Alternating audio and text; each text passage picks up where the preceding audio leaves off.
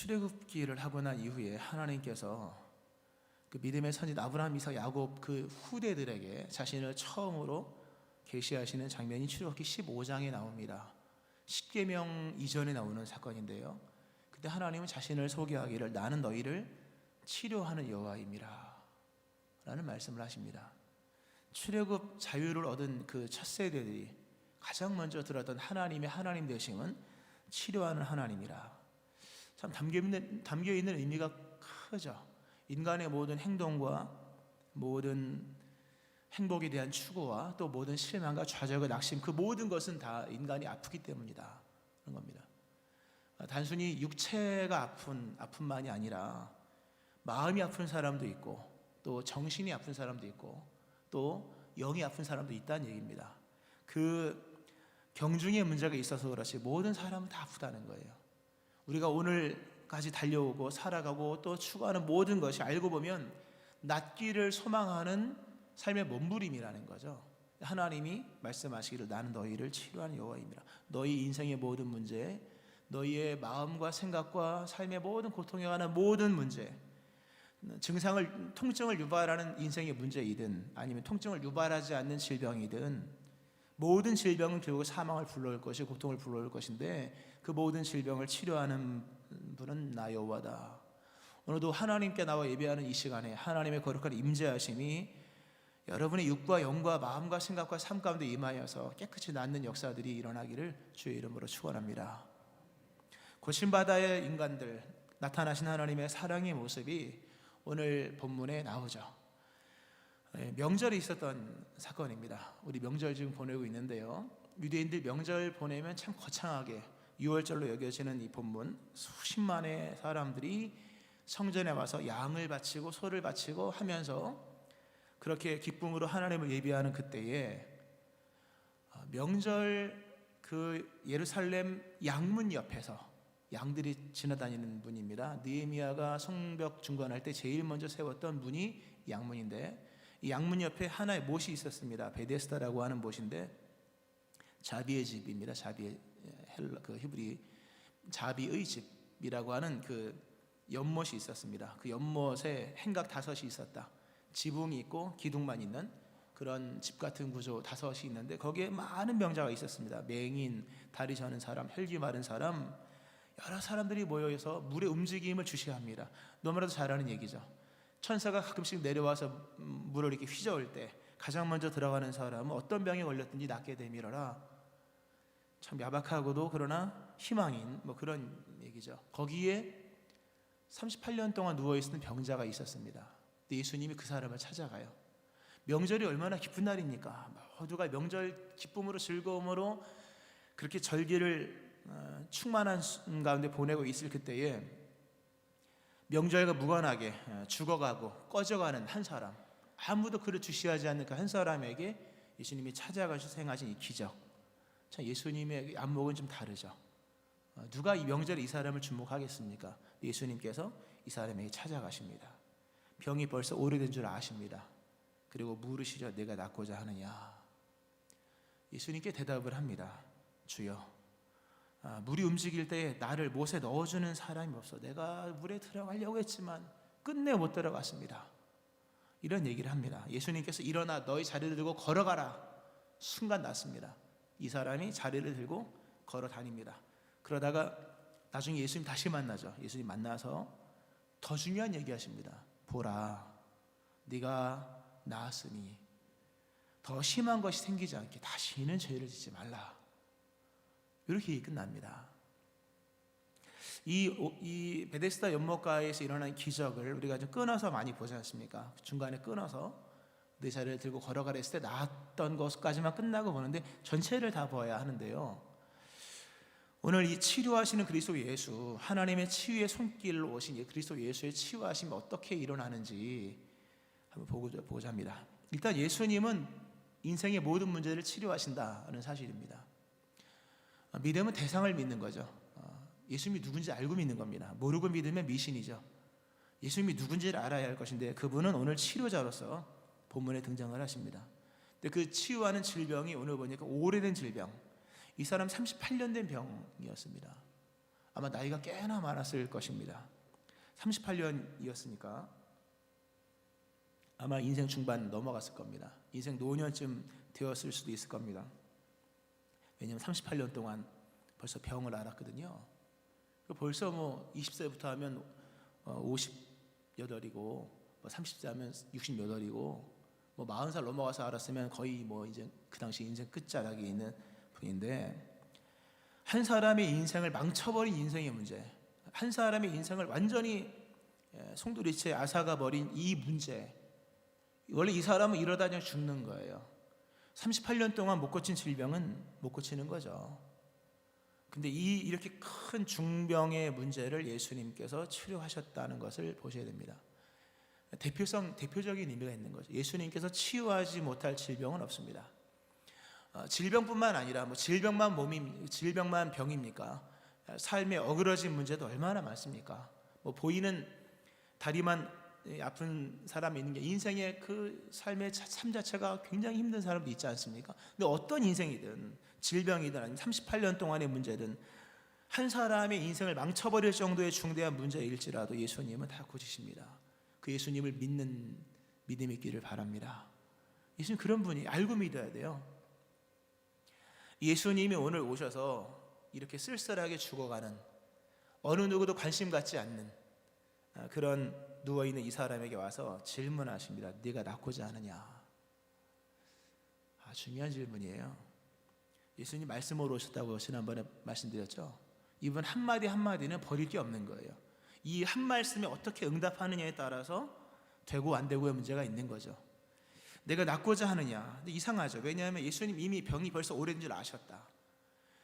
예수님이 이 사람이 누워있는 것을 보시고 병이 벌써 오래된 줄 아셨다. 뭐 병이 오래된 것만 아셨겠습니까? 이 사람에 관한 모든 걸 다 아셨겠죠. 다. 근데 아심에도 불구하고 물으신 거예요. 이 사람 분명히 낫기를 위해서 여기 온 거잖아요. 여기 누워있는 사람이고.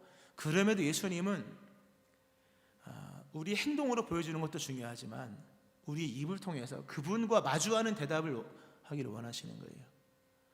이 사람 낫기를 원하는 거 누가 모르겠습니다. 다 아니, 모두가 보면 알잖아요. 낫기 원하니까 여기 있는 거지만, 적어도 주님이 물으신다고 하는 것은 주님이 우리와 대화를 원하시는 거예요.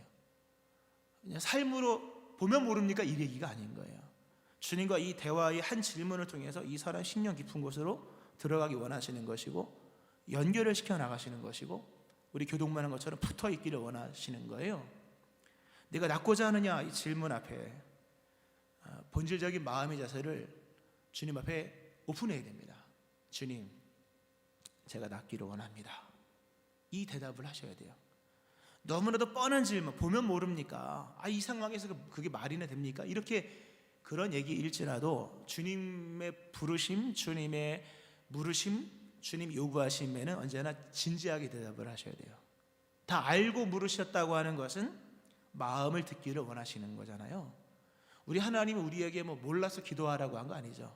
우리 마음을 하나님께 아뢰는 것을 기뻐하시는 거예요. 특별히 네가 낫고자 하느냐라고 하는 이 물음은, 이게 원문적 의미로 보면 네가 정말로 애타게 원하느냐, 간절히 원하느냐, 너무나도 갈망하여서 언제든지 행동할 준비가 완벽하게 되어 있느냐, 그런 의미예요. 이게 제가 찾아보니까 정말 원하는 마음, 그 마음을 하나님은 확인하기 원하시는 거예요. 여러분의 마음속에 주로 말미암아 도움받기를 원하고자 하는 마음, 여러분의 마음속에 하나님으로 말미암아 구원받고자 하는 마음, 하나님께로부터 응답받고자 하는 간절한 마음이 이게 임하기를, 이 마음이 충만하기를 바랍니다. 이 마음이 있어야 되는 거예요. 천국이 어떤 것인지 예수님께서 마태복음 13장에서 연이어 2개 말씀하시는데, 하나는 천국은 마치 사람이 자기 밭에 갖다 심은 겨자씨 하늘 같다. 근데 겨자씨 하늘이 나중에 자란 후에, 처음엔 작으시지만 자란 후에 모든 풀보다 커서 나무가 된다. 또 하나 말씀하시기를 천국은 마치 여자가 가루 서말 속에 갖다 넣어 전부 부풀게 한 누룩과 같다. 그 말씀 가만히 묵상을 해보면요, 하나님의 나라는 우리 안에 하나님에 대한 소원, 하나님에 대한 마음들은 다른 여타의 마음과는 비교할 수 없을 만큼 차이가 있다는 거예요. 우리가 주를 향한 마음이 우리가 세상에서 여러 활동하는 마음과 동일하다면 하나님의 나라가 아닌 거예요. 하나님의 나라는 처음엔 작지만 나중에 그 사람 속에 들어가면 그 사람 생각을 지배합니다. 그 사람 생각 속에 가장 우선적인 생각은 하나님에 관한 생각인 거예요. 그리고 하나님의 나라가 그 속에 들어가면 부풀어져요. 누룩이 가로 서말을 전부 부풀게 하는 것처럼 하나님의 나라가 들어가는 사람은 마음에 부풀은 비전과 부푼 소망이 생겨지는 거예요. 낫기를 원하는 마음이 처음엔 나을까 이런 마음이 들고 나중에는 정말 낫기를 소망하는 가로 서말이 다 부풀하게 된 것처럼 그런 이 부푼 마음들이 생겨지는 거예요. 오늘 낫기를 원하느냐라는 이 물음 앞에 간절한 기대와 소망 속에 다른 어떤 것보다 정말 간절한 소원 그리고 가장 부풀어 있는 그런 소원의 마음들이 생겨지기를 바랍니다. 이 하나님 마음에 거기에 하나님의 나라가 임하는 것이고 실상 그 자체가 하나님의 나라인 거죠. 이렇게 원하느냐라는 질문을 합니다. 근데 병자의 대답이 참 삐딱합니다. 이 사람 가만히 보면 몸만 병든 것이 아니라 마음도 병들었고 영도 병들었던 것을 보게 됩니다. 네가 낫고자 하느냐? 여기서 간단하게 낫고자 하느냐라는 질문 앞에 예, 낫기를 원합니다. 이러면 될 것인데 이 사람이 하는 얘기를 들어보세요. 주여, 물이 움직일 때에 나를 못에 넣어주는 사람이 없어 내가 가는 동안엔 사람이 먼저 내려가나이다. 물이 동안적은 많이 있었으나 날 넣어주는 밀어주는 한 사람이 없어서 내가 그냥 간신히 기어가는 중에 다른 사람들 다 들어가서 나는 고침받지 못했습니다. 참 긴 얘기합니다. 원망불평이 가득합니다. 무슨 말을 하고 싶은지 하여튼 불평불만이 쌓여 있습니다. 요지는 하나죠. 남이 잘 돼서 내가 안 됐다는 얘기입니다. 적어도 이런 얘기는 우리가 하지 말아야겠죠. 오늘 내가 고침받지 못한 것은 저 사람이 나음받았기 때문입니다. 이렇게 얘기를 하는 겁니다. 오늘 나의 불행은 다른 사람이 행복하기 때문입니다. 우리 가게가 안 되는 이유는 다른 가게가 잘 되기 때문이다. 이런 생각을 하는 거예요. 뭔가 잘못된 마음이죠. 다른 사람 때문에 내가 이렇게 고생을 한다. 사실 예수님이 이거 원하신 대답은 아니거든요. 물론 이 말이 틀린 말이 아닐 수도 있겠지만 그러나 예수님이 원하시는 대답은 사실 이거는 아니었습니다. 감사하게도 예수님께서 그냥 일방적으로 고쳐주시긴 하십니다만 내가 낳고자 하는 이 질문 앞에서 우리는 믿음의 고백을 해야 됩니다. 믿음이라고 하는 것은 예수님과 나 사이의 관계를 직선으로 연결하는 겁니다. 오늘 예수님이 네가 낳고자 하느냐라는 질문은 베데스다의 그 법칙 또는 베데스다의 원칙을 가지고 얘기하시는 게 아닌 거예요. 베데스다에서 고침받으면 베데스다에 제일 먼저 들어가야 되는데 네가 낳고자 하느냐? 아마 이 사람 그래 내 낳기를 원합니다. 근데 넣어주는 사람이 없습니다. 그럼 넣어주십시오. 이 얘기를 돌려서 아마 얘기했던 것으로 여겨지는데 예수님이 네가 낳고자 하느냐고 물으시는 것은 베데스다에 들어가게 해준다는 얘기가 아니잖아요. 직선적으로 낳기를 원하느냐? 그럼 내가 고쳐줄게. 네가 들어가고 싶은 베데스다 안 들어가도 낫게 해줄게. 다른 사람이 잘 돼서 네가 안 되는 거라고 생각하지만 그런 얘기가 아닌 거예요. 믿음은 주님과 나와의 직선적 관계예요. 예수님은 지금 이 병자와 자신 둘 사이에서만 묻는 거예요. 그 물음 앞에서는요, 이건 전적 기회예요. 예스만 하면 되는 거예요. 주님이 우리에게 무언가를 주시고자 하실 때, 요구하실 때, 얘기하실 때 우리에게 필요한 건 믿음이에요. 믿음으로 받는 거예요. 여기서 내가 뭐 공부를 잘하니 못하니, 내가 가난하니 부하니, 예수님 지금 그 방법 얘기하는 게 아닌 거예요. 부르심 자체가 인간에게 기회예요. 하나님의 부르심은 인간에게는 모든 것을 뛰어넘는 초월적 은혜인 거예요. 여기 믿음만이 필요한 거예요. 믿음으로 아멘하면 역사는 되어지는 거예요. 오늘 예수님이 일하신다. 아버지가 일하시 나도 일한다. 예수님의 일은 독자적이에요. 절대적이에요. 그리고 초월적이에요. 굳이 환경, 여건, 조건이 성립이 안 돼도 충분히 얼마든지 그 일을 해나갈 수가 있는 거예요. 우리가 지금 요한복음 벌써 3주째 보고 있죠. 물이 변해 포도주가 되게 한 기적, 왕의 신하를 고쳐주신 기적, 오늘 본문의 기적, 우리가 첫 번째 그 가나 혼인잔치 때 얘기했었죠. 아무런 연관성이 없다. 그러나 말씀하신 분으로서 그 모든 사건들은 연관되더라. 오늘 베데스다 연못가에 있는 이 병자는 베데스다에 들어가야지만, 그것도 1등으로 들어가야지만 된다고 생각하는 거예요. 그런데 예수님이 물으시면 그 얘기가 아닌 거예요. 오늘 예수님이 여러분에게 말씀하신 모든 말씀들은 직선적 관계, 나를 믿느냐라는 부분이에요. 믿음으로 응답하시는 여러분 되어주기를 축원합니다.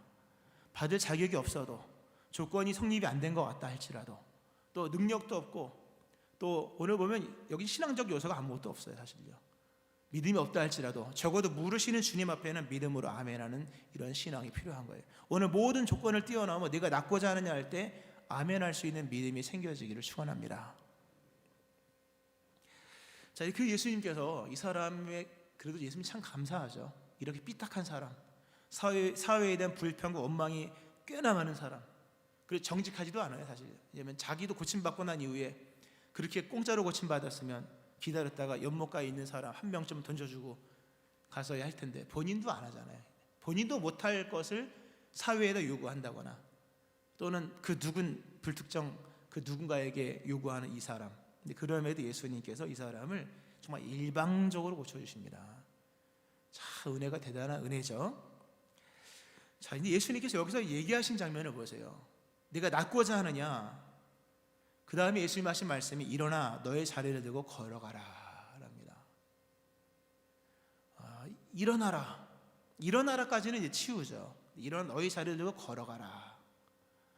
네가 나았다 이 얘기가 아니라는 거예요. 일어나라, 너의 자리를 들고 걸어가라.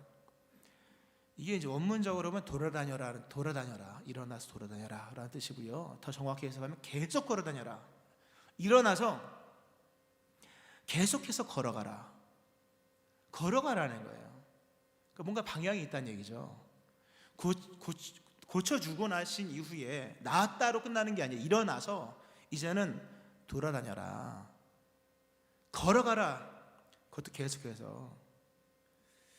고침을 받기를 원하는 사람은 많은데 고침받고 난 이후에 어떻게 살지에 대해서는 생각을 하지 않는 분들이 많아요. 그러니까 고침받기를 원하는 것은 대부분의 경우는 아프니까 고통에서 벗어나서 안 아픈 자리에 이르는 정도로 고침받기를 원하고, 힘드니까 안 힘든 위치에 서 있기를 원하는 차원에서의 구원을 생각하고, 또 너무 그냥 어려우니까 하여튼 좀 더 이렇게 그 자리, 환경, 현상 또는 증상에서 벗어나기를 원하는 모습으로서 나음을 원하는데, 오늘 예수님의 이 치유하심 이야기는 그 얘기가 아닌 거예요. 누워있기 때문에 일으켜준 건 맞지만 일어나서 너의 자리를 들고 걸어가라. 고침을 받는다면 과연 나는 뭘 할까? 내 삶을 회복시켜 주신다면 나는 어디로 갈까? 계속 걸어갈 데가 어디 있겠습니까? 방향이 있다는 얘기죠. 어디로 가야 될까라는 부분이에요. 오늘 본문에 나와 있는 이 병자를 보면 좀 이상해요. 이상한 점이 있는데, 아마 그래서 예수님이 2번 만나 주신 것으로 여겨지는데, 물론 뭐 요한복음 자체를 굉장히 그 주제에 맞는 접근으로 이렇게 기술을 했기 때문에 그 세세하게 마태복음이나 또는 누가가 쓴 누가복음처럼 이렇게 상세한 기술은 하지 않습니다.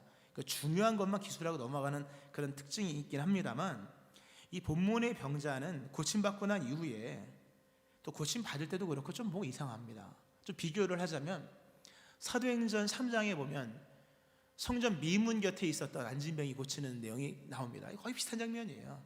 미문 옆에 있는 안진병이를 베드로와 요한이 고쳐주죠. 그 역시 나면서부터 한 번도 걷지 못한 사람이에요. 오른손을 잡아 일으키죠. 예수 그리스도의 이름으로 일어나 걸으라. 일으키니 발과 발목이 곧 힘을 얻고 뛰어서서 걸으며 그들과 함께 성전으로 들어가면서 걷기도 하고 뛰기도 하며 하나님을 찬송하니. 머리가 그려지잖아요. 물론 누가는 좀 상세하게 기록하는 좀 특징이 있어요. 기록적인 그런 특징이 있어요. 요한은 그냥 중요한 것만 기술하고, 물론 그래서 생략된 부분이 있긴 합니다만 그래도 이상해요. 제가 봤을 때는 38년 된 이 사람을 고쳐주면 벌떡 일어나서 아마 걷고 뛰고 하나님을 찬송하고 예수님을 뒤따라가서 이 성전 미 사도행전에 안진뱅이 일어나자마자 베드로와 요한에게 가서 어깨 동무를 딱 하는 장면이 나오거든요. 이 환자는, 이 병자는, 오늘 본문의 병자는 별로 그런 게 없는 것으로, 예수님이 물론 뭐 이미 떠나셨다고 하지만 예수님 찾아갈 수도 있는 거잖아요. 예수님을 찾아가지도 아니하고 성전에 들어가는 것도 별로 시큰둥한 것으로 여겨져요. 물론 뭐 거듭 말씀 기술 자체가 그렇게 요약돼서 기술된 걸 수도 있겠습니다만, 그 외에도 느낌이라는 게 있잖아요. 느낌상 이 사람은 별로 기쁨이 없는 것 같아요. 이게 중요한 얘기입니다. 아까 예수님께서 네가 낫고자 하느냐라는 질문했을 때 이 병자가 주여, 물이 움직일 때 나를 못에 넣어주는 사람이 없어. 내가 들어가려는 사람은 다 들어갔습니다. 이렇게 사회가 이렇게 이 모양입니다. 인정머리가 없습니다. 이런 얘기를 하는 거잖아요. 근데 만약에 이렇게 얘기를 했다면 어땠을까? 예수님이 네가 낫고자 하느냐 했을 때 이 사람이 만일 주여 저를 고쳐주신다면 저는 저 양문 안으로 들어가겠습니다. 제가 누워있은 지 38년 됐는데 38년 동안 한 번도 저 성전 안으로 들어가 본 적이 없습니다. 내가 절기를 숱하게 맞았으나 100번도 넘는 그 인생에 절기가 3번씩 있었으니까 한 번도 성전에 들어가 본 적이 없었습니다. 나를 고쳐주시면 내가 저 성전에 들어가서 예배를 드리기를 원합니다. 이렇게 대답을 했다면 얼마나 좋았을까. 이 사람은 이 대답을 안 해요. 자기 옆에 있는 그 양문이 있다는 것을 전혀 생각하지 못하는 겁니다. 육체의 소원은 있어서 영적인 소원이 없는 사람이, 이 사람은요. 굉장히 위험한 사람이죠. 육체의 소원은 있었으나 성전 안으로 들어가서 예배 한번 드려보면 좋겠다. 내가 죽을 땐 죽더라도 한번 예배라도 한번 드려보고 내 손으로 정말 제물 한번 주께 올려보고 싶다. 이 마음이 없었던 거예요. 낫기를 그토록 원했으나 예배하기를 원하지는 않았던 것으로, 베데스다 연못에 들어가기를 엄청나게 원했으나 옆에 있는 성전에 들어가기를 원하는 마음은 1%도 없었던 이 사람, 도와줄 사람은 그토록 기다렸으나 진정한 구원자 하나님 한 분을 사모하는 마음이 일체 없었던 이 사람, 결국 고침받고 난 이후에 이 사람 어디로 가야 할지가 없는 사람인 거예요.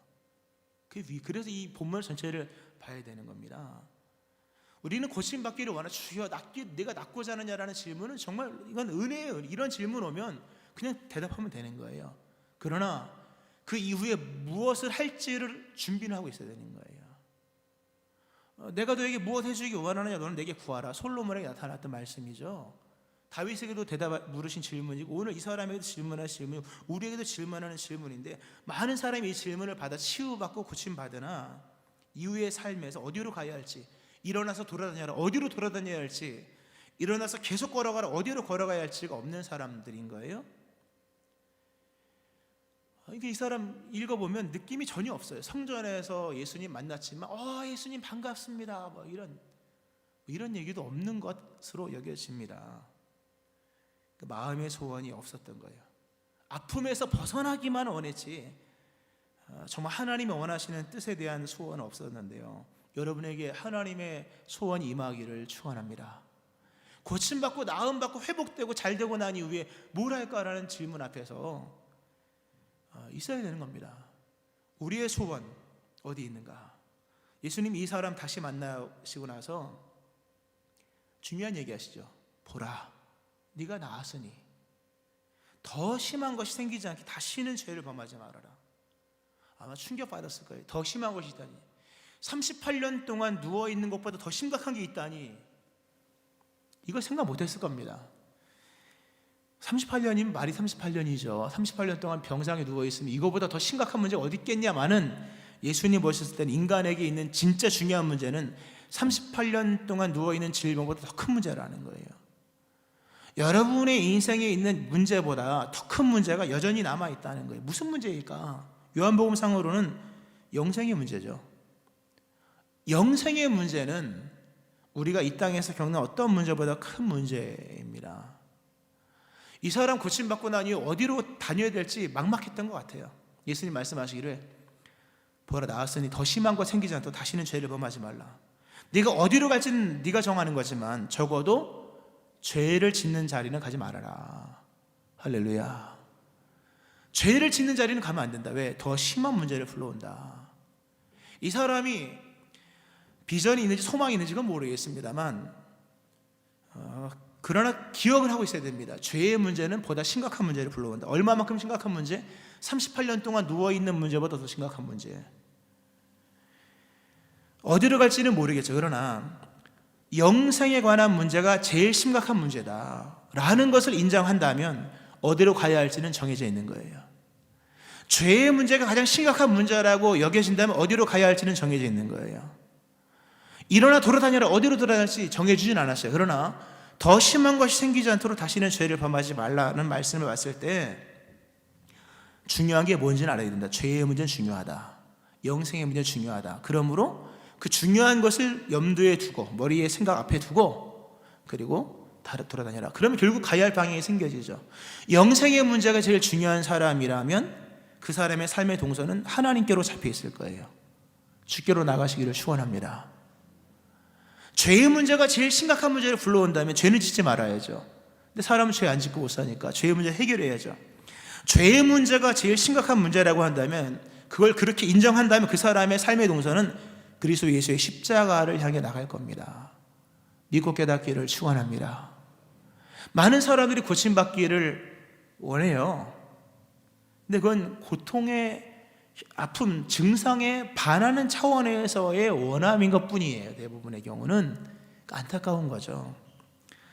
오늘 주님께서 말씀하신 네가 낫고자 하느냐 이 질문, 낫기를 원하느냐 직선적 관계 속에서 한번 대답해봐라. 믿음으로 대답을 하고 그리고 낫고 난 이후에는 어디로 가야 할 것인가에 대한 부분을 생각을 하라 하는 말씀입니다.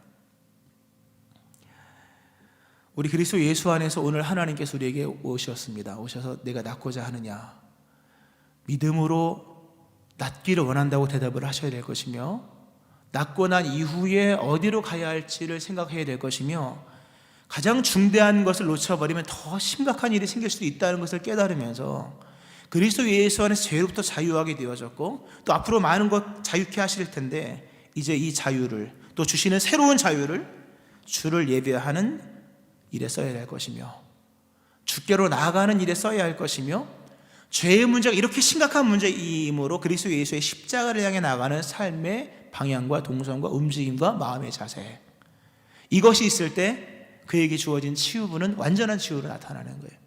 더 심각한 문제는 생기지 않습니다. 이 놀라운 치유하심의 은총이 여러분 가운데 일어나기를, 여러분의 삶 가운데, 생활 가운데, 여러분의 마음과 정신과 육체와 삶의 아픈 모든 부분들 가운데 나음으로 완전한 치유로 일어나기를 주의 이름으로 축원합니다. 아멘. 기도하시겠습니다. 하나님 아버지, 네가 낫고자 하느냐 너무나도 감사합니다. 귀한 물음을 주신 아버지, 모든 것을 뒤로 하고 믿음으로 주 앞에 서서 아멘으로 대답하며 나갑니다. 우리를 치료하여 주옵소서. 우리를 치유하시는 하나님 아버지, 이제는 걸어다니며 돌아다니라 말씀하신 주여, 그러나 두렵습니다. 우리가 어디로 가야 할지. 이제 가장 중요한 것이 영생이며 가장 심각한 문제는 죄가 불러오는 것인데 그러므로 우리가 영생의 주 되신 그리스도 예수께로 나가게 하시오며 그리스도 예수의 십자가를 향해 나가는 저희를 되게 하여 주옵소서. 오늘 치유를 소망하는 모든 사람들 치유하시되 육체가 나음을 입으며 마음이 새로워지며 정신이 맑아지고 삶의 모든 고통과 어려움 가운데 벗어나게 하시는 그 풍성하시고 평강 주시는 하나님의 역사가 모두에게 임할 수 있게 하여 주옵소서. 감사드리며 치료하시는 그리스도 예수님의 이름으로 기도합니다. 아멘.